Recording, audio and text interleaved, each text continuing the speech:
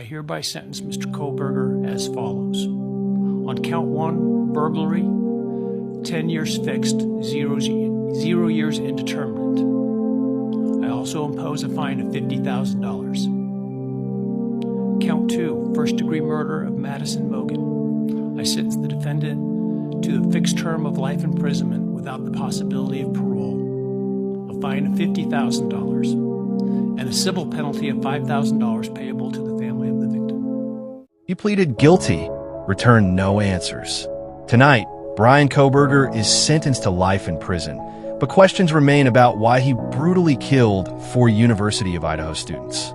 This is the end of one chapter, but the mystery isn't over.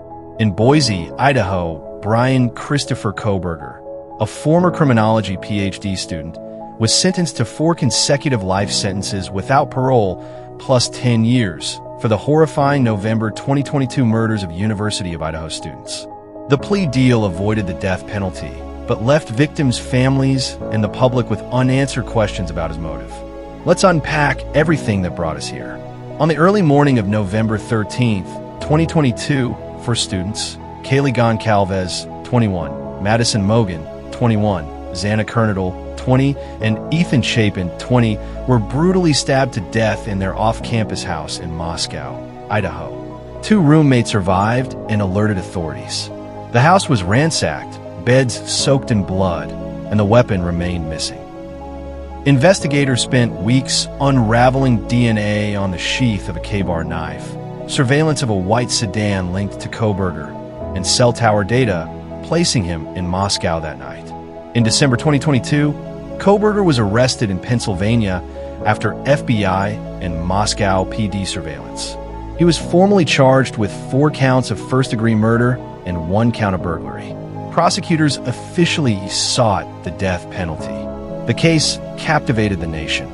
Kohberger's pre-trial motions, challenging DNA evidence, death penalty eligibility, were consistently rejected.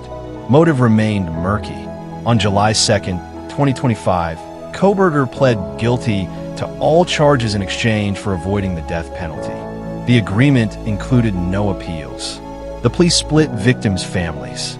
Some found solace in swift justice. Others, like the Goncalves family, called it a betrayal, citing inadequate consultation and demanding deeper accountability.